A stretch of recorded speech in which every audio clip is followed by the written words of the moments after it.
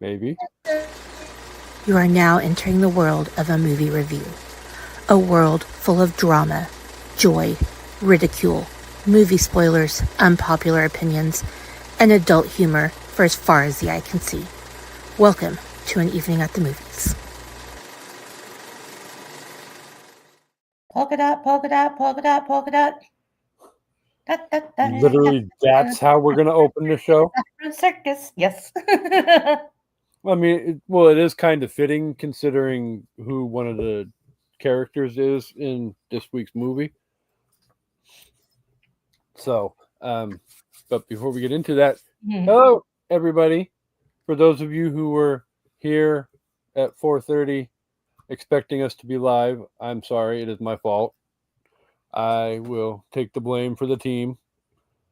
Yeah, it wasn't my fault. I thought it was your fault, and I tried to freaking blame you, but it's rarely ever my fault. Let's be honest. I'm a stickler for being on time. If you're not early, you're late. Do not lie to the unpopped kernels. I am not lying. I am rarely late, and if I am, there's a good reason. Being late gives me anxiety.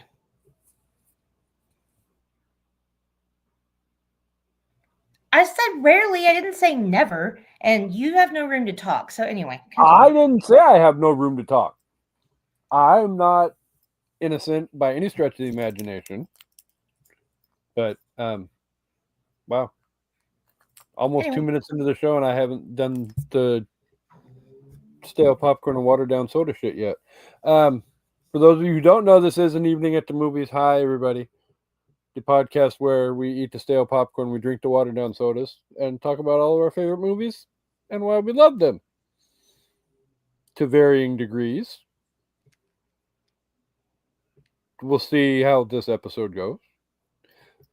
But I've already had a brief discussion with the person I'm about ready to introduce. So like I said, we'll see how it goes. But joining us, as always, our awesome co-host. Say hi, awesome co-host. Hi, awesome co-host. It's me, Amanda. Oh my God, George sent me this TikTok earlier. I gotta. Sorry, I am still getting over the COVID bronchitis upper respiratory crap, so I apologize, you guys. I'm actually scared it's turning into pneumonia, so I apologize. But I cannot remember this guy's name on TikTok, but you guys probably know him. He's really funny. He does all these impressions of like Boomer, Gen Z, Gen X, millennials, and he does like all these different characters. The one he sent me earlier was talking about like Super Mario being son of a bitch, being like Gen X, and they're like, no, he's a millennial because he's a total narcissist, and they're like, what? And he's like, literally all he ever says is, it's a me. Like, total narcissist. And they're like, yeah, he's definitely a millennial. Oh my God, that's fucking funny. Aha.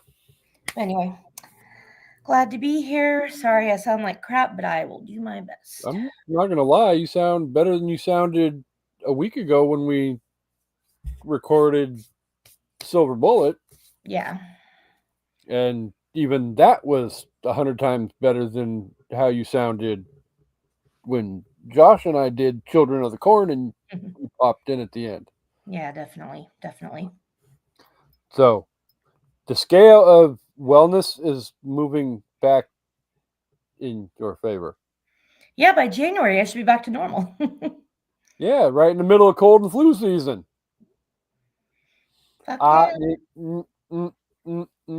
Yeah, you better shut your mouth. I just speak the ills. The gypsy curses have to be put into effect by he who shall not be named because he is not here. Fair. So, not my fault.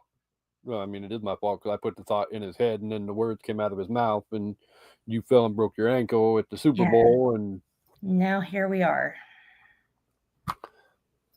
Yeah, how's that healing going? It's going. My ankle and my wrist will never be the same. Thanks, guys. I'm sorry, that's not funny. I'm trying my ass Anyway, off not to fucking chuckle, but yeah. What are we here I for have this my week? tasty cherry limeade Topo Chico mix here. I haven't had wine and well, I had a glass of wine the other night at the movies and I had a mimosa at brunch, but I have not had alcohol in like 2.5 weeks. Why are you flipping me off? Where did you go last week? What? Where did you go last Friday? Oh, I went to see The Long Walk. Sorry, it's not my fault you don't have a movie theater. Am I supposed to never go to the movies just because your shitty ass town doesn't have a movie theater? Yes. Sorry, that's not happening. If I don't go to the movies and don't support my local movie theater, then your town will probably never get a movie theater. I'm helping you. Yeah. This town's probably never getting a movie theater back again. Well, maybe Um somewhere closer to you than Seattle will get one if people would just go to the movies. well, I mean, People, this is my PSA again, which I will make every time I can, anytime it comes up. Please go to the movies. I know we have streaming. I know we have amazing TVs and sound systems and the comfort of our own home. I know the movies are expensive. I get it. I get it. I get it. Please go to the movies, you guys. Movie theaters need to stay open. This is an experience our kids need to have, their kids need to have. Please keep movie theaters from going out of business. Thank you. Rant over. But also, I did go to see The Long Walk. If you're a King fan, if you've read the novella, it was well worth the wait. I've been wanting a movie for years. It was really good. It was extremely brutal. So just be prepared for that. But yeah, it was good. Sorry, Casey. I'm guessing that is one of my ex-clients, Mateo. And if that's the case, hi Mateo.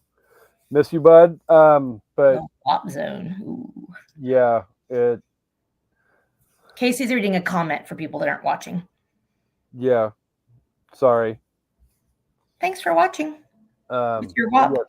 yeah, thank you for watching and commenting along, people. No, that Long Walk is probably one of the 2 or 3 King movies or King adaptations I've been chomping at the bit for. So I was excited when the trailer dropped and a release date got dropped, but at the same time,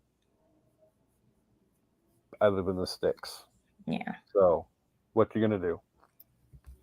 Well, you'll get to see it. I mean, stuff comes to streaming so fast now. I mean, Oh God, it's not like when nobody, we were kids. yeah, nobody remembers the days when you had to wait 8 to 10 months and sometimes over a year for a movie to come to video, DVD, whatever. So nobody knows the pain. So yeah, don't worry, you'll see it sooner rather than later. But anyway, yeah, that Oh was yeah. a good movie to see in the theater, I think, for sure. Most of I think the general rule of thumb when it comes to the studios nowadays is 45 days after release or 45 to 90 days after release. Yeah. So by the end of the year, I should at least see one of the 2 Stephen King movies that comes out by the end of the year. Yeah. Ironically, the other one actually looks insanely interesting as well. It really does. You're talking about The Running Man, right? Yes. Yeah, it does look really good. And we all know how much Casey and Amanda love the Stephen King, so Speaking of But- which, segue. oh yeah. For those of you who don't know, it is Stephen King birthday bonanza, Woo! which again, for anybody new to the show watching that doesn't know what Stephen King birthday bonanza is, the month of Self-explanatory. September the month of September every year since the show started, we have done nothing but celebrate Stephen King all month long. Lots of interesting topics to discuss, all of that. This month we are discussing Children of the Corn, Silver Bullet. Next week, I know it was planned for this week, but next week we will be back and we will be discussing one of his recent releases, The Monkey. And there was a reason why I cleared my throat before I said the title. And I believe my co host knows why. Did you finish it? I can't. I don't want to. You have to finish it Oh, because I will finish it, but I have questions about the end, we so I need need somebody to else's have opinion. this discussion not on live because I don't want it to. Okay. Well, we need to discuss what I was going to say offline because I don't Okay. want to discourage people from tuning in next week. If you drift my catch. Yeah. I think I'm gonna watch So- it again, and I'm gonna have a gummy or some alcohol. I'm gonna give it another that shot. Does tend to help most. See, and that's like what you said the other day when Dre was talking about him and Emily watching Fear and Loathing in Las Vegas. That's one of those movies you have to watch either drunk or high or two birds, one stone, and both. Yeah. And yeah, Johnny Depp movies are definitely not everybody's cup of tea, but generally weed and alcohol can help enhance the experience for anybody. Send Kevin the link. For the show? Yeah. Oh, well. Yeah. Damn it. Sorry. It's coming. Some of Johnny Depp's movies are definitely an acquired taste. You know, there's a few movies he's in that are more like, crap. What's that gangster movie? Public Enemies. Like that's kind of a straight-laced or, I don't know what the word I'm looking for is, but a character you can watch and not have to be like, why am I putting up with this? More of a biopic. But many of his other characters are like wildly like, this guy is a fucking weirdo. So yeah, it's not for everybody for sure. All right, so I'm going to try something. Yeah, no, fuck it. I'll just forward it to you. Although I'm sure he probably already sent it to you as well. I have no idea what you're talking about right now. Did you get a DM from Papa Palpatine? Why are we talking about him right now while we're trying to do a show? What is happening? Because he literally just messaged me a freaking GIF. And I had to laugh. Okay, cool. Anyway. Back to your regularly scheduled programming. We're recording a live podcast here. Pay attention. Yeah, and was sending the link for Kevin. Oh, okay. You're gonna wonder how I got here, but you're not going to. So I watched the Emmys the other night, and I have never heard of this show, but apparently other people have, and it's amazing. The Studio with Seth Rogen. Have you heard of this show? I've never heard of it. It's on Apple TV. I know you're gonna get mad, but it won a shit ton of awards. But when I saw that Catherine O'Hara was in it, I was like, sign me up. I love that woman. Kendra and I were messaging. She's like, I feel like that woman's lived like a million different lives with all the different characters she's played. And I was like, you're so right. Are we talking about Catherine O'Hara as in Maura Rose? Yes, Mrs. McAllister. That's how I got there. Kevin! So anyway. So yeah, I'm going to start watching that after I finish The Hunting Wives, which, oh my God, you guys, this show is so fucked up. And may I say, an accurate representation of Texas. That's a girl on girl if you like that kind of stuff. A whole lot of stuff on the dark web about that show. It's really good.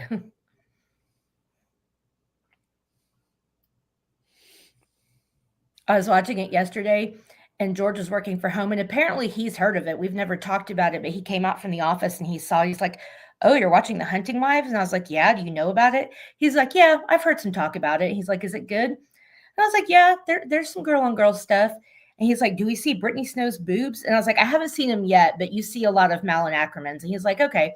He went back to the office, and like 30 seconds later, you see Brittany Snow's boobs. So I texted him, and he comes running out of the office, and he's like, "Rewind it." And it was a That's girl on funny. girl scene. So of course he's like, "Yeah, rewind it." No disrespect to your husband, but I don't think I could imagine seeing him run anywhere. But I mean, It Britney was funny Stone because we hear his boobs. footsteps down the hallway. Okay, sorry, we're 16 minutes in. We need to get back to our topic at hand. We're just I sent the link for Kevin. well, is he actually coming? We never really know. Let's just do the thing and see Okay, what happens. well,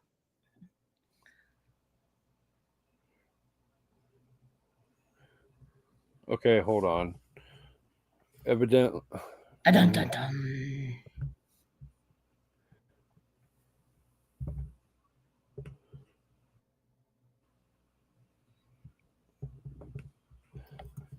I will say one of the things that The Hunting Wives does get kind of like stupid is that they take this girl who has never shot a gun, who knows nothing about guns. They take her out and they're like hunting.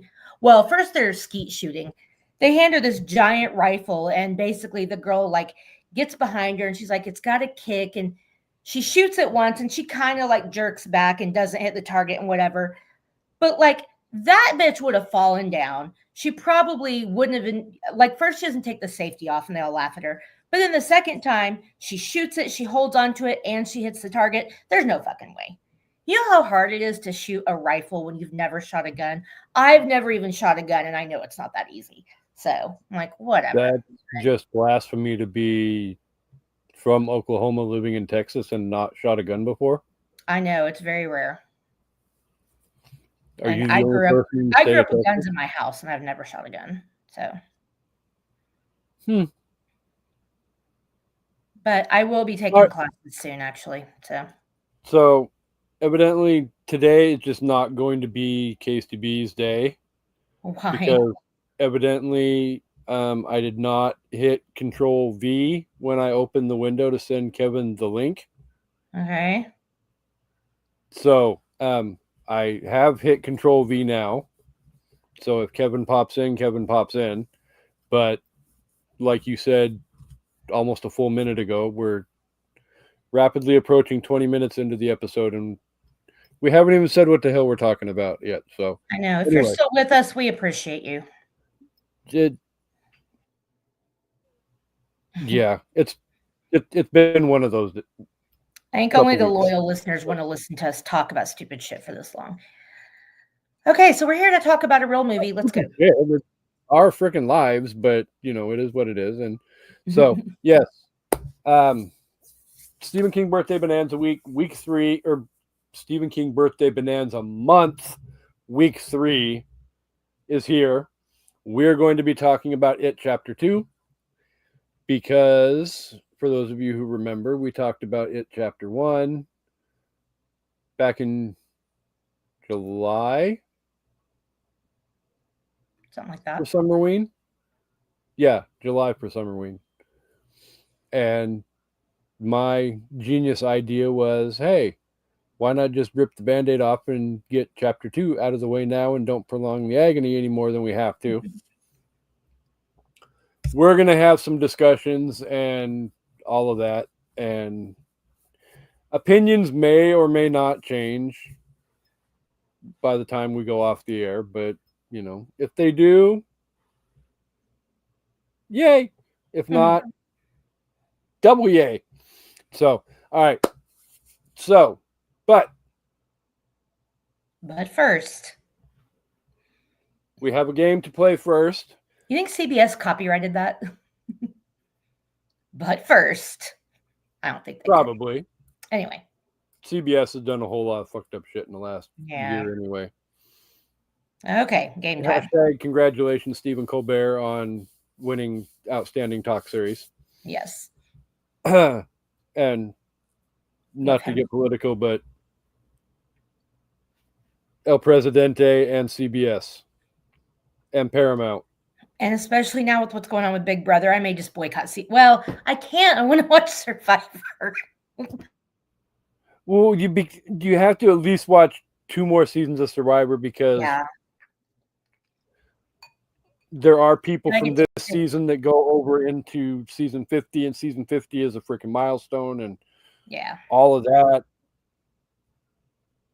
You could pull the plug next summer after the season finale.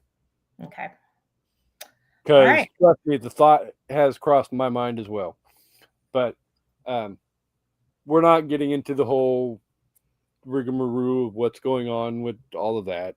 But before we play everybody's new favorite game that we just started playing on an evening at the movies, it is with heavy hearts that we do make reference to the fact that Hollywood lost one of the truly iconic actors of all time this week or this morning, actually, not even this week, but Robert Redford passed away at, I don't even have it pulled up, but I think that 80, 86, 89. 80 something. I was thinking 86 or 89, one of the two. 88. Either way, It was late 80s. I remember seeing it. Now I yeah, forgot. But yeah. long life, but like I said, one of the most respected and treasured acting talents in all of Hollywood and the world. So, with that said, normally our new favorite game is themed to the episode of the week. This week, I think I'm just going to theme it towards honoring Mr. Redford. Okay. So, with that said, co-host, let's go with The Natural or The Great Gatsby. The Natural. Mm-hmm. The Natural or Captain America Winter Soldier. The Natural. I didn't even see Captain America Winter Soldier. Yeah, I didn't figure you did. That's a lot of freaking Marvel movies, damn it. Yeah. The Natural or Out of Africa. Ooh. Oh. Oh, man. Out of Africa. Out of Africa or The Way We Were. The Way We Were. You have to. Let's get a little bit more fucked up. The Way We Were or Indecent Proposal. Ooh.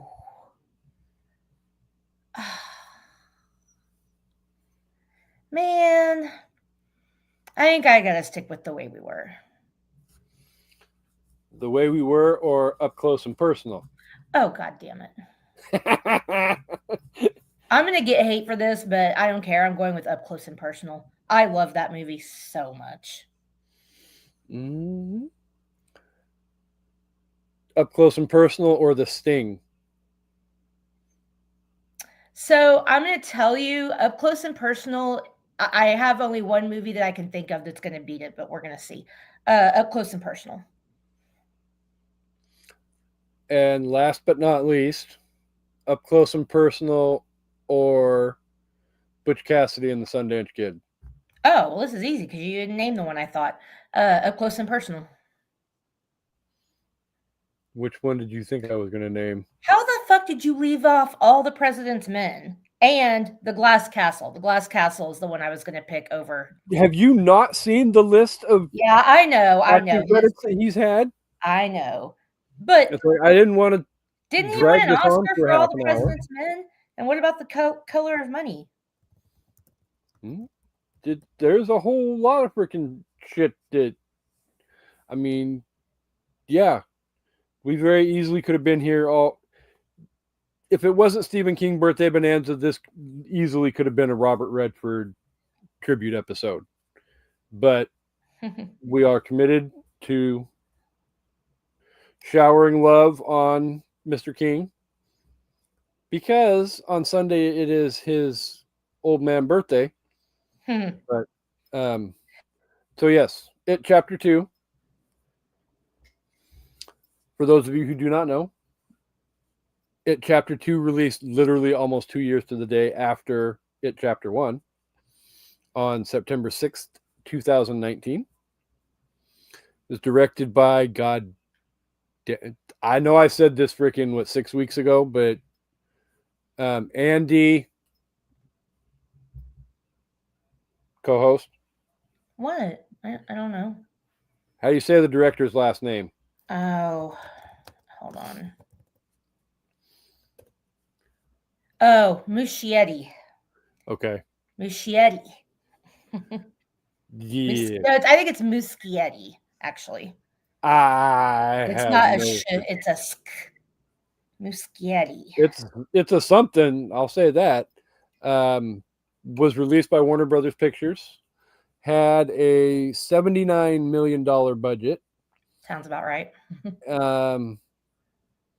Again, we haven't played this game in a while. Would you like to wager a guess as to what the box office for this movie was? I'm going to say somewhere in the 300 million range. More or less. 400, yeah. $473.1 million. Damn.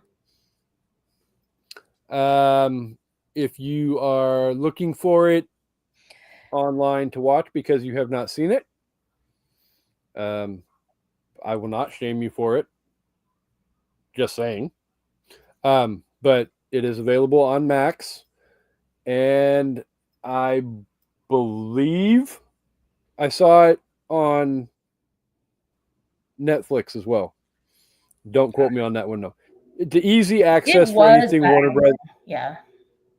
The rule of thumb for anything Warner Brothers related is if you want to find it online to stream, just go to freaking HBO. So, I have 2 Rotten Tomato scores for you to guess, as well as a reminder of what the first movie did on Rotten Tomatoes as well. Okay. So, would you like to wager a guess as to what you think the tomato meter and the popcorn meter for Chapter 2 is? Do you want to tell me what the first one got? Rotten Tomatoes Rotten tomato meter on 390 reviews. Chapter 1 got an 85%. Okay. On 50,000 reviews, 50,000 plus reviews, Chapter 1 got an 84%. Okay. On the popcorn meter. So I know this one was universally not as well liked. I'm going to go with popcorn meter. Let's go 74%. Tomato meter, I'm going to go 57. Damn. What? On 25,000 plus reviews, the popcorn meter gave It Chapter 2 a 78%. Oh, okay. And what I say, 74? Yeah. Yeah, okay. I think that is due in large part to the fact that this movie had a lot of millennials go and see it. But yeah, I digress. Note, I'm not shaming anybody this episode. On 390 reviews, the tomato meter got it right with a whopping 62%. Okay. So I think you were off by 5 on the tomato and 4 on okay. popcorn. Not too bad. Generally, that's where you fall when you cover the spread. Yeah, typically. So All right. So it chapter 2 did get a few awards. not Academy. No. I mean, again, horror never. Saturn Awards, it did win Best Horror Film. Bill Hader won Best Supporting Actor. And it won Best Makeup, and then it was nominated for Best Special Effects. So, and I mean, Best Makeup, yeah, rightfully so. Um, I don't know what other horror movies came out in 2019, but I think, as big of a blockbuster as it was, and just, I mean, I think this movie was pretty terrifying. Whether you liked it or not, it had some really good jump scares. It had some really good gore. It had some stuff that was pretty terrifying. So, So I think as far before as horror goes, it did a good job. So, before we get into Amanda's plot description, I will preface everything by saying I am one of the people who, after seeing this movie the first time, did not care for it at all. And generally, I have not had a nice thing to say about it. I have not seen it again since then until I prepped for this episode. oh, okay. So, and like I told my co host the other night while I was watching it, my opinion of said movie may or may not have softened in the last 5 years since it came out, almost to the day. But we'll get into all the details behind that statement after we get the plot description out of the way. So I will step down off my podium and the floor is yours to tell the audience what this amazing movie is about. Okay. I mean, I've seen both of these movies a million times because, as you know, but for those that don't, my daughter Abby, we're both obsessed with horror. She was obsessed at the time both with Finn Wolfhard and Jaden Martell. So, um, whether I've wanted to or not, I've seen both of these movies a lot. So, I have some thoughts. But um, for people that don't know, it chapter 2 uh, picks up 27 years after the end of the first one. Defeated by members of the Losers Club, the evil clown Pennywise returns 27 years later to terrorize the town of Derry, Maine once again. Now adults, the childhood friends have long since gone their separate ways, but when people start disappearing, Mike Hanlon calls the others home for one final stand.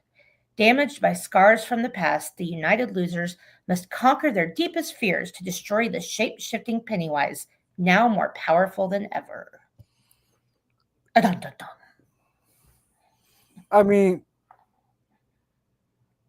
united, probably not the correct adjective to use because not all of them came back. Well, but the Spoiler ones that alert. did eventually united. There's no spoiler alert. This book came out in the 80s, and the first movie came out in 1990, and these movies have been out if you haven't seen or read or heard any of this, I'm sorry. Yeah,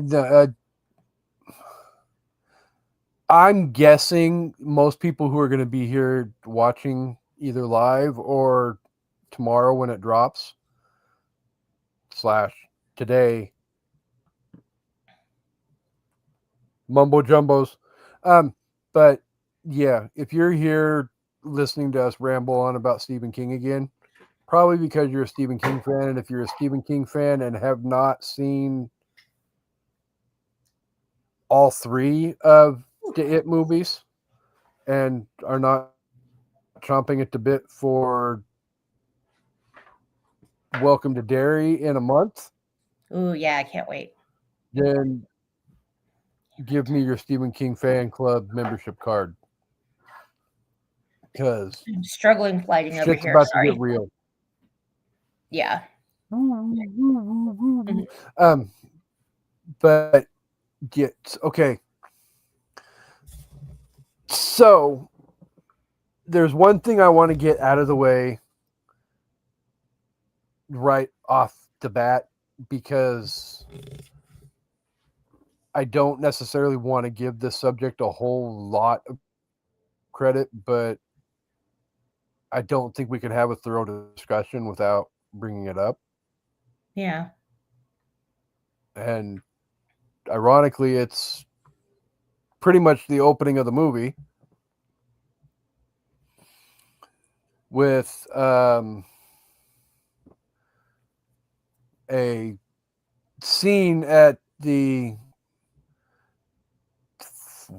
canal, whatever festival or Town whatever fair. the hell Yeah, they're it's town calling fair. it. Mhm. It's basically a town fair.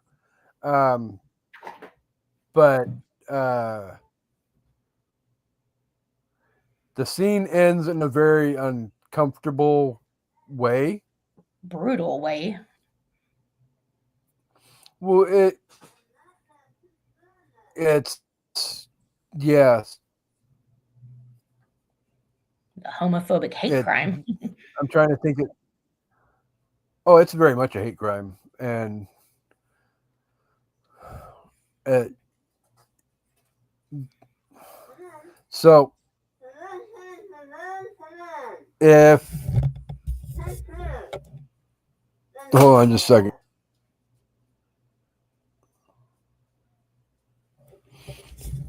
So okay, if you're coming into this with no knowledge of the plot, blah blah blah blah blah, whatever. Uh, is this scene something that you feel like needs to be a part of the movie for the movie to work? I don't know. And I really was wondering. Um, so going into the first movie, I didn't know because for people that don't know, the book goes back and forth between past and future. Now, we going into the first movie, we didn't know if they were going to do that. And this scene in the book happens very early. So watching the first movie when we realize it's all just the childhood part, I was really wondering are they going to somehow like show this because we don't Yeah, I don't remember in the book which timeline this happens in. I believe it happens in the later timeline, like in the when the kids are adults, but they don't really tell you because it doesn't matter. I I believe it don't. actually happens before the Georgie death. Oh, really? Okay. So, like in the 60s? But I could be, don't quote me on that. Because that would be in the book. That would be in I the could be wrong. 60s. Well, I mean, either way, it doesn't matter. I can't remember in the book. I just know in the book it happened Yeah. early, but I can't remember which timeline it was in. So I was really wondering going into this movie were they going to include that? I don't know that it needed to be included, honestly. And it was really, really brutal. I mean, the beating and it was bad. Um, I have mixed feelings about it. I think because, and I'm glad they didn't include the gangbang scene at the end of the first one. This was probably the most controversial scene from the book they could still throw in just to make it more gritty, I guess. And again, it's a Pennywise Yeah. kill that they can include that was just random. So I don't know. I could have done without it because it doesn't really contribute to the story. There's things that they left out of this one that I feel like they could have added and taken some stuff out. Like they could have taken this out and given us Audra where Audra in the book is with them in the sewer. We could have had that, or we could have had a Mhm. little bit more of Beverly and her husband's relationship because there's more of that in the book. Not necessary, but the stuff with Bill and the little kid in his old house that wasn't in the book. It was a cool addition, but I don't know. What do you think? I have mixed feelings about it. I don't think it was necessary, but I think it is what it is, and It's one of those things where I feel like hats off to the screenwriter and director Andy, who that will be his name from ever on now. So I Whiskey don't have to Eddie. say, shut up, phone. Have to Would you say silence it? the M word because the Mariners are playing right now. Oh. and we're in first place in our division ahead of the Houston assholes. I mean Astros. And our catcher is one home run away from making history. Oh, nice. So, but I believe I was going down the road of if you have seen as much Stephen King movies as we have, you know that screenwriters and directors generally aren't overly faithful to the source material. That's what I was going to say. That's the only reason it needed to be there. As they're staying And faithful. um, yes, there are some huge differences between this movie or these two movies and the 1,200 page book that, yeah. Um, Shout out to Mr. Tim Arnold. There's no space age turtle. Yeah. I'm fine without the turtle, honestly. Yeah, that. Yeah. I'm also fine without the pregnant spider. Thank you very much. I mean, there was enough spiders in this movie for you Yeah. between the It was Chinese spidery enough. restaurant. And, yeah. So, but yeah, absolutely 100%. So, like I was saying, though, hats off to them for staying faithful, as faithful as possible to the source material. But I don't think this scene added anything at all to the story at all. I agree. Um, I they feel like it was, easily could have done introduction into like a little child into the story like they did in 1990 with the little girl that was riding her tricycle down the street and she gets told to come inside and she gets distracted by Tim Curry and he comes through the freaking drying laundry and yeah. yeah, all of that. That could have been a very effective way of reintroducing the fact that Pennywise is back. I don't necessarily think you had to go to the point of a hate crime to that Yeah. magnitude. So,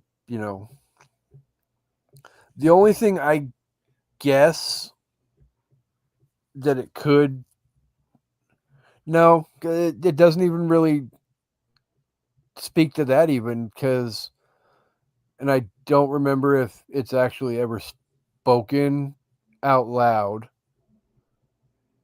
in part two or not. Because if it is, it's only like once or twice and then left alone. But I believe they toyed around and played around with the idea of alluding to the fact that Richie is um, Yeah. Gay. It's never said. It's just hinted to. Just like in the book. It's hinted, but it's more heavily implied in the movie, but it's never, I mean, Pennywise saying, I know your secret, your dirty little secret, and the kid calling him a homo. Like, yeah, it's heavily implied in the movie, but they never say it. which is fine because I would rather. There's enough homophobia with that they didn't need to do this. Yeah, no, exactly. If it were, Why it? I think what I would have done personally, Go ahead. I just okay, had a freaking. what I would have done, Okay, there I it would goes. have taken that scene out because again, it's not really relevant. I mean, other than showing what a shit town Derry is and giving us another Pennywise kill eventually, Yeah. we already know Derry's a shit town. I would have taken the baseball game scene and I would have opened with that because that scene is very poorly placed in this movie. Um, we get the whole like gathering together, they all You, meet at a Chinese restaurant, and then it's just randomly this baseball game scene where Pennywise gets this little girl. I would have opened with that scene. I would have made I, that scene a little bit longer and opened with that, and I think that would have been good. and I'm not gonna lie. What the hell does director Andy and Mike Flanagan have with Little League baseball games? I don't know. Oh, Because both this and Doctor Sleep came out like almost. I think Doctor Sleep was right in the middle of it, chapter 1 and it, chapter 2, yeah, I think so. or right. No, it was after. I don't Because the remember. Dark Tower came first, then it chapter 1, and yeah. But either way, yeah, that Doctor Sleep death with the Little League baseball Oh player. God, Rose Jacob Tremblay beat the Rose the shit out Hat of that. is an ass, Yeah, and I'm putting that politely. So, but anyway, definitely, I feel like that scene did not have to be there at all, and it yeah, I doesn't agree. take away. It doesn't add to. It doesn't take away. It's just, to me, it's filler. I have a funny story about going to see this movie. I think maybe I've told you this before, but I'm going to tell it again just for the listeners that don't know. So, I went with some of my best friends, and like, so my best friends that we're moving close to, they hang out with their like family all the time. So it's like a big group of siblings and sometimes their parents. So it was like this big group of us.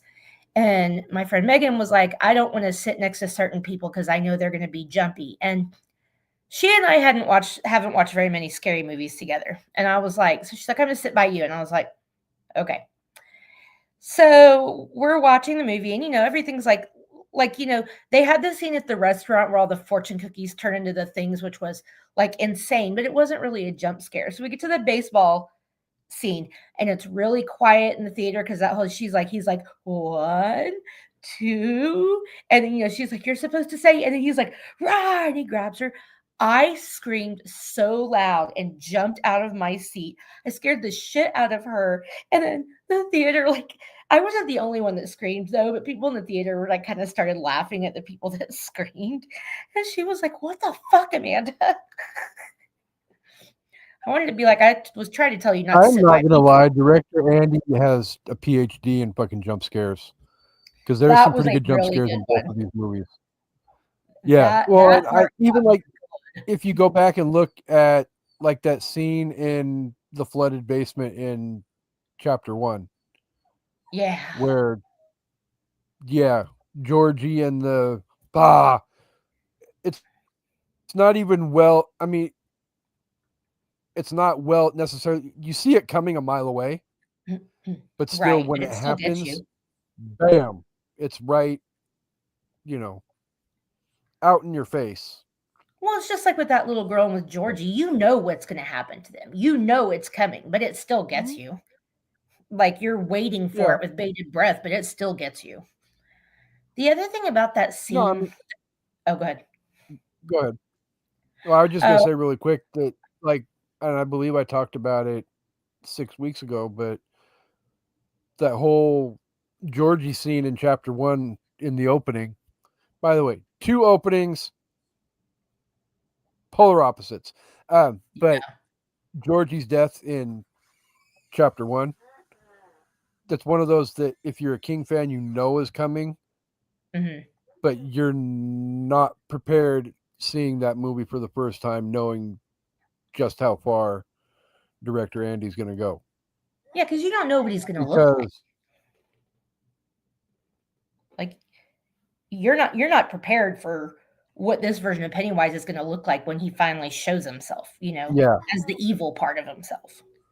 yeah, because again, you didn't get a whole lot of to evilness in 1990 Yeah. and all the gore and yeah, but definitely the gloves came off for chapter 1 and chapter 2. Yeah. So, um, I wanted to say something else about that baseball scene real quick because it's my little mhm, soapbox moment. One thing that made me so sad about it, and it just like the undertone of it is that, that little girl goes down there and he's just like, oh, I can't remember her name. Hello, blah, blah, blah. I know your name. That must mean we're friends. And her first instinct, like she is like about to trust her gut. She's like, you're not my friend. And she turns around to leave. And he starts crying and plays to her, emotions and sucks her back in. And it's just such the thing that happens with women so often that's how people try to lure us in by, playing to our soft side, quote unquote, and playing to our emotions and our feelings. And it's like, damn, if she had just trusted her instincts. And it made me so sad. I was like, girl, no, trust your gut. Like, even as a little girl, she knew he was bad news, but, he was like, yeah, oh, look, I have a mark too. And she felt bad for him. And it's like, and I get that because there's so often I'm like, I could feel bad for somebody and do something to help them. But I'm like, nope. I've seen too many serial killer documentaries. Ted Bundy ruined a lot of my empathy for strangers. Sorry. yeah, no, exactly. There's other reasons why I don't trust humanity, but Oh yeah. But serial killers and knowing a lot of the Ted Bundy stuff and the Gary Ridgway stuff yeah. and all of that, yeah, we live in a sick, sick world, and it ain't getting any better. Yeah. So, Okay. So do you want to tell me why you didn't like the movie when you first saw it and has your opinion changed? Because I know some so of the reasons why people initially, don't like it, but I want to hear what you have to say. so there are not a lot of reasons that I hated this movie to begin with, but the couple of reasons that there are not small ones in my opinion. Um, the big one for me was the adult cast literally did not feel like they had any chemistry at all. But before we go down the road of discussing, I also want to say too, going back and watching this movie this week in preparation, there's also, I believe, where they were trying to go with this movie was showing how much all six of them that come back to Derry have gone and built their own separate lives, and they're not besties that have a group chat and text back and forth all the damn time. Right. Like Most I of think them it was have completely intentional. forgotten about each other. Mm. Yeah, but I think that's kind of sort of, and I think King even wrote the characters that way in the book as well. Um, it just, You also have to remember they don't remember anything when they come back. yeah, Like they remember who which each other is, but they don't remember their shared history. yeah, which part of that is why I'm softening my opinion of the movie, because that's to play that portion of the atmosphere, you have to have, in a way, a lack of chemistry, I guess would be the easiest Right. way to do it. Um, They have to feel like strangers at first until they start remembering. But to be fair, when they all show up at that Chinese restaurant, I really feel like they fell back into a camaraderie really fast. Like they're sitting around that table, they're making the your mom jokes with Eddie, and they're like, I thought that chemistry in that scene was pretty good. But then as they start to remember what's happening and their fear kind of sets back in, they're fighting with that shared Yeah, trauma, but also like trying to figure out what to do. I it don't was know. a lot like the 1990 miniseries. Like they're all kind of off wherever coming back together, but yet it's Right. almost like the Chinese restaurant. As soon as they see each other, bam, they're back to being besties and laughing and joking and all of that. But Like that I scene mean, felt pretty natural to me. I don't know what you think.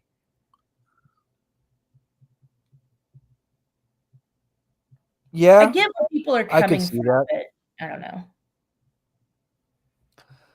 Um, Personally, there was, from in my opinion, there was a couple of the adult losers that I didn't necessarily feel like were great choices for the character. Um, one of which, and I'm not trying to be an asshole, was honestly Jessica Chastain. I feel like the kid who set the table for her in chapter one did an amazing job at playing Beverly Marsh, Yeah, but then I feel like, for lack of a better term, Jessica crapped the bed. And I'm not trying to say Jessica Chastain is a shit actress by any stretch of the imagination. She's nominated oh multiple yeah, times not at all. over. She's done great work.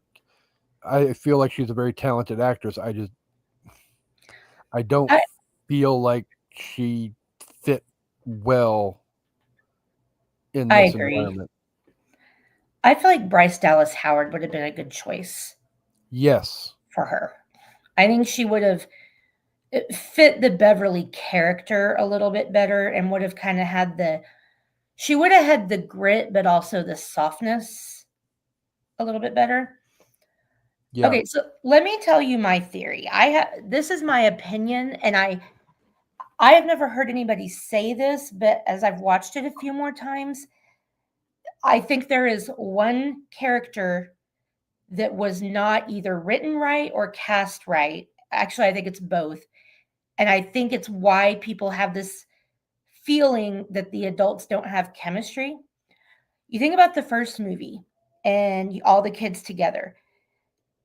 You have Jaden Martell as Bill, and Bill is kind of like their leader. He's got this like authority sort of over the group, and not in like a boss kind of way, but like he wants to get shit done. He's the one that's like, we're going to figure this out. We're going to take care of this. He's hell bent, and he's got like this friendship but leadership role. James McAvoy does not pull that off in this movie. He is very like bumbling and weak, in my opinion. I don't remember the book well enough to know if adult Bill was like that. And I love James McAvoy. I think he's amazing. I don't think he was the right choice for this because Bill doesn't have that same pull with the group. And again, I know that they've been apart and all this other stuff, but I feel like because Yeah. you, you don't have a character, they want you to think they fall back into their same characters, but Bill really doesn't. I could be completely off base, but that's how I feel about it. And I could be completely wrong, but that's my opinion is that James McAvoy just doesn't do a good job pulling off Bill. And that could be his source material, that could be the Again, writing, or it could just be he wasn't a good fit. I don't know. that nothing against James McAvoy Not because at all. No, he's amazing. I feel like he's an amazing actor as well. Phenomenal. My God, have you seen Split? Holy shit. Yes, I just don't think it and was a good choice for Bill. I will probably get hate mail for this one as well, but he's not Patrick Stewart, but I love him as The- Dr. Charles Xavier in Yeah. X-Men.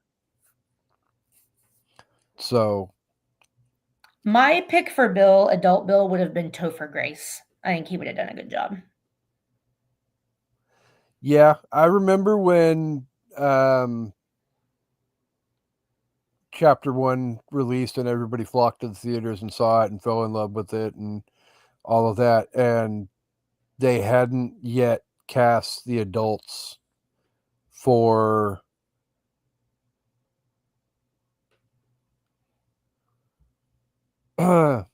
um Chapter 2.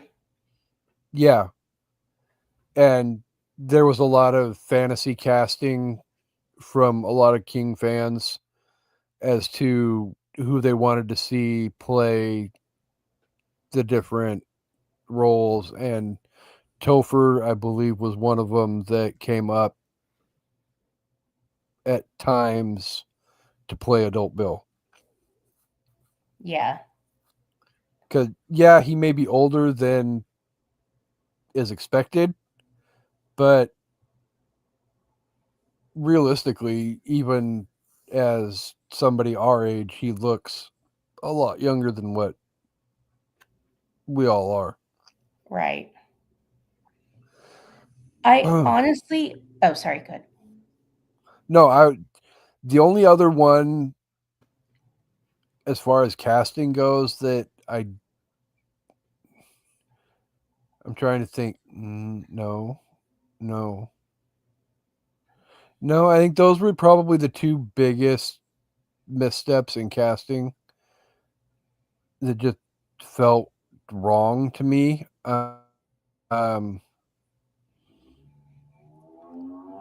The only other complaint that I had was the fact that this was a 3-hour long movie, Yeah, I know that was another complaint people had. and I think it was it didn't necessary. feel it. Huh? I think it was necessary, but it did feel long. You're right. Like, okay, so again, I'm sure everybody's seen the movie and knows, but a third of this movie is the final fight scene at the end of the movie. Like, I legitimately looked at the clock counter at the bottom of the screen when I was Hmm. watching it, Yeah. and there was an hour left in the movie when they Hey. get to Nebolt and get the final fight goes almost all the way up until the very last minutes of the movie. Yeah. So, I It mean, did take a long time.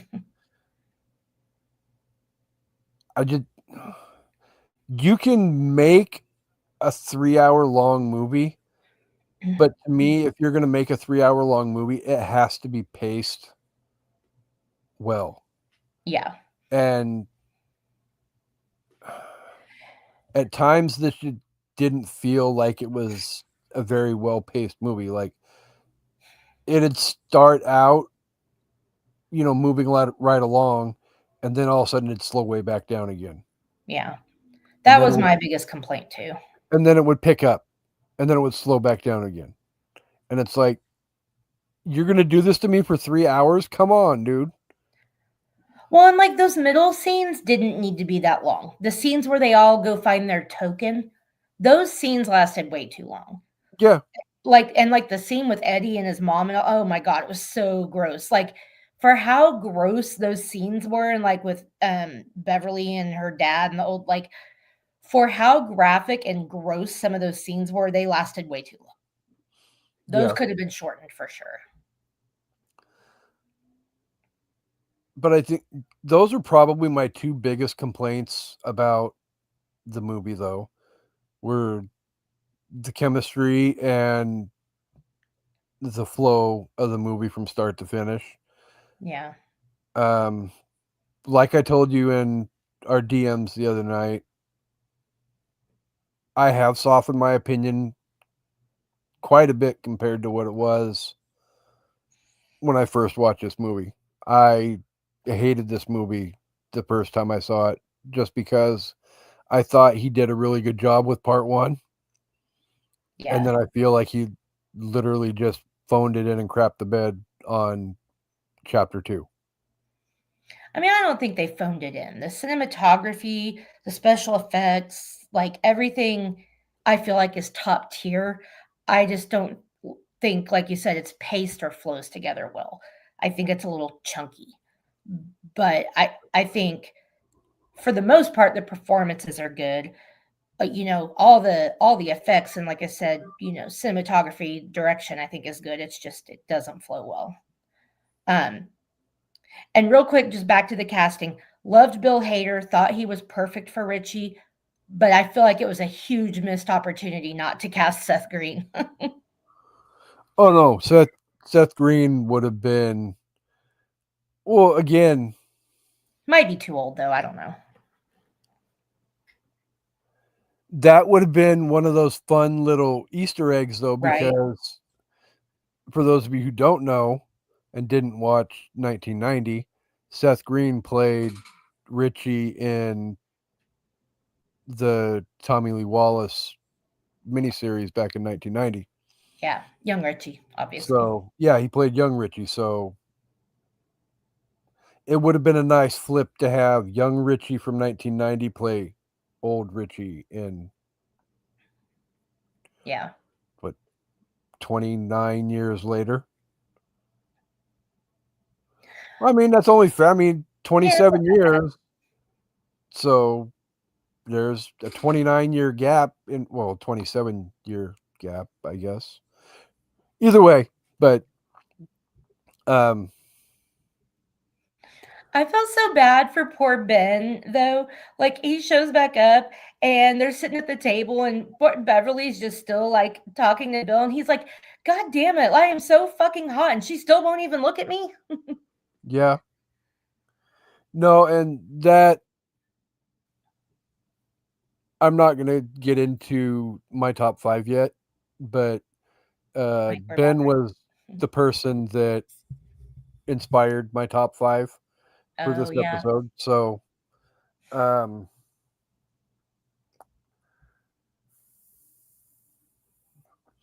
so since you were the one that posed the question to me about what rubbed me the wrong way about the movie, I'm going to flip the coin over and go to you with in what ways do you feel like this movie delivers? I mean, again, again with all the filming aspects, I think it's really great. Um, I think the performances are actually pretty great. Other than again, I don't think James McAvoy gave a bad performance. I think it just wasn't in character for Bill. Um, I think the end scene could have been shorter, but I still feel like it was a good climax without us having to have the spider babies or pregnant spider or whatever. I think it stayed really true to the source material and gave us a good closing, with everybody kind of getting their ending. And, you know, I thought it had a nice kind of sweet ending, like with Stanley's letter and whatever. I like the way it closed out the story. Yeah.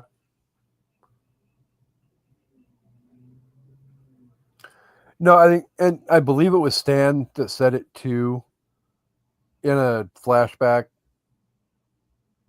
No, it was because it was at his bar mitzvah when Oh, he yeah. goes quote unquote off book and confronts his dad and tells him, "I know I'm a loser, and I always fucking will be." Yep. It was so You cute. know, I know there's aspects of the Stan character that are were made where we're made to feel like we're not sure where his intention and his heart lays. But delivering that line proves he's there. He's with his boys and well, Yeah. Bev, and it. You just have to get to the end of the movie to realize why he's not physically there with them. He he knew he wouldn't be able to hang. Yeah, and yeah, um, I think my other favorite part for me though of the movie happened to be a certain Stan Lee esque cameo Oh, from everybody's favorite birthday boy on Sunday. oh yeah. The white haired gentleman that is currently having his face blocked on the screen by myself. Oh, you're gonna say the refrigerator scene. He was like, "It's Stanley." But yeah, You know, fuck that refrigerator scene. But yeah. the for those of you obviously who haven't seen it, Stephen King plays the secondhand store owner when Bill finds his bike while he's walking down the street, and Bill comes into the store, has a conversation with him, discovers that uh, the shop owner has one of his books sitting on the counter, and before he leaves, Bill asks, "You want me to sign it?" And he's like, "Yeah, I'm I okay with hate it." the ending. He's like, "Yeah." He's like, "Well, did you like it?" And he's like, "Yeah." The ending was shit because that was basically the cheap shot that was always taken at Bill from the throughout the adult year story was um, his works were good, but his endings were he couldn't write an ending to save his life. Yeah, So yeah, that was funny. it it almost was kind of poetic the way that played out over the 3 hour period. And then he finally writes something different at the end. Yeah. Finally found his stride. So, but All right. yeah, there was definitely enough good stuff that I will proudly say I don't 100% hate this movie like I did Hmm. a month ago. That's good. So, do you have a top five list that you would like to share with our amazing unpopped kernels? I do. So I went with top five kid ensemble movies. And so it's actually really tough because once I started thinking about it, there was a lot more than I remembered. So I have a few honorable mentions, and people don't come for me when you hear some of these that didn't make my top five because I said what I said. Uh, Shut up. So honorable mentions. I will come for you if it's not in the top five. You can shut up. Honorable mentions. Super 8. Loved that movie. Almost made the top five. The Sandlot. Sorry, like that movie a lot. Everybody loves it. I know, but just didn't make it. Get killed in the smalls. Yeah. The Lost Boys, Monster Squad, E.T., Honey I Shrunk the Kids, and Adventures in Babysitting. Those are Those are all. honorable mentions. Yeah, I'm telling you, there's a lot of really good ones. Well, All right, number five. no, I thought about it after you told me when I texted you and asked if I get to know what it is, and I'm like, I'm glad she went that direction because I couldn't do it. Yeah, I mean, well, I at first I just thought of like a few, and then I was like, oh man, there's this one, and then there's that one, and then I was like, oh my god. So Yeah, like I could literally make a top five out of your honorable mentions. Yeah, I could too. So I had to So stop. I could probably guess at a few that are probably going to be in your top 5. I'm sure you can. So, but All yeah, no, thank you. Go ahead. right. So number 5 is Now and Then. One of my all-time favorite movies. Love it so much. What? That would have been one of my guesses that you Okay. had. Number 4, and it's I know it would be higher for you, but you're probably gonna be surprised it's even on my list, but it's only because I just recently watched it. But the Harry Potter series. Oh, Those kids well, are amazing. I actually wouldn't have put that one on the list just because of the Yeah, fact that you just watched it. right. Number 3 is It, Chapter 1, obviously. Number 2 is Stand By Me. See, you didn't have to worry. And number 1, obviously, is The Goonies. One of the best kid-led movies ever. So yeah. When I Did I was forget thinking one? about it this morning, I did not even have the Goonies pop up in my head.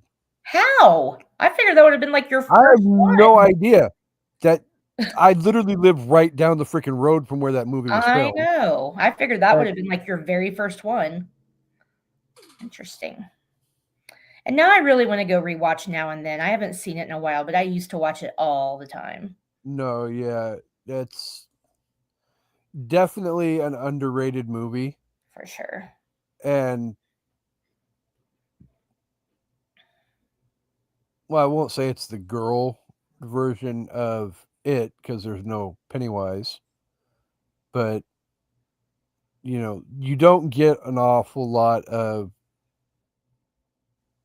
full on female driven coming of age Right. stories like that.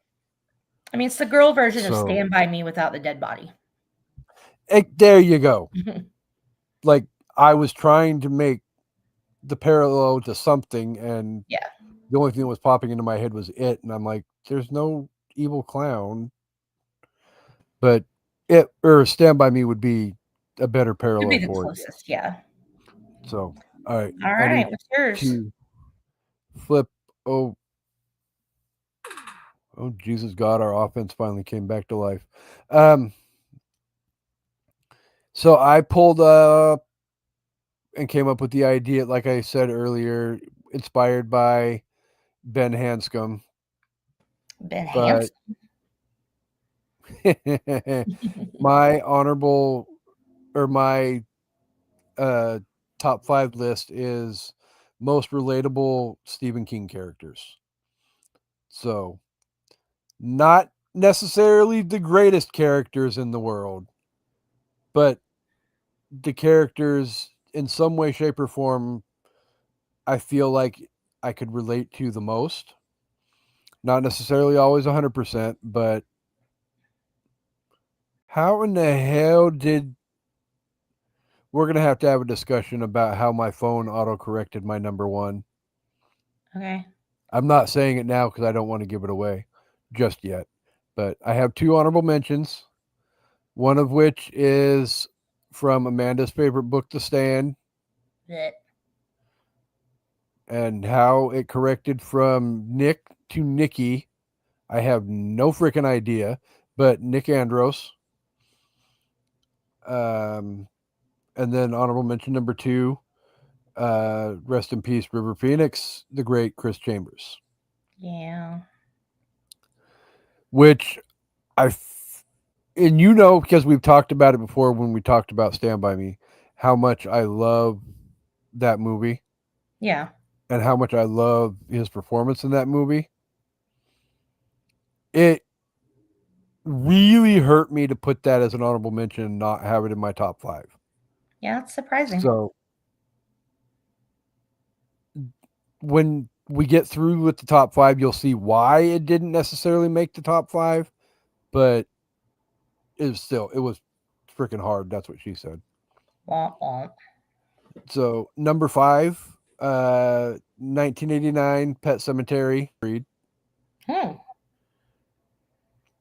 Just because of the fact I feel like there is a vast population in the world of people who have lost a child and know that feeling of wanting to have the child back and would give anything in the world to have said child back, and that Yeah. desperation that you feel as the grieving parent. Again, not necessarily saying he's right or a great person for it, Hmm. but number 4 is a tie. Same movie, but it's a tie. Andy Dufresne and Red from Shawshank Redemption. Have you ever been wrongfully accused and imprisoned for murder? Maybe. You haven't known me for the whole 48 and a half years of my life. I mean, that's fair. Uh-huh. There's other That is aspects fair. of the Andy Dufresne character that I feel are relatable other than I know. I'm just wrongful kidding. imprisonment. I and I'm gonna get shit for the number 3 as well, but again, I don't have the correct chromosomes for this, so don't even go there. Number 3, Carrie White. Okay. Number 2, the inspiration for the list himself, Ben Hanscom. Just because I remember being the fat kid in school that at times got teased and made fun of. Aw. And number 1, uh, I was not going to let this movie not be in my top 5 somewhere, even though it already popped up in the honorable mentions. But number 1, Gordy LaChance from Stand By Me. Oh, yeah. So my phone auto corrected Gordy into bodies.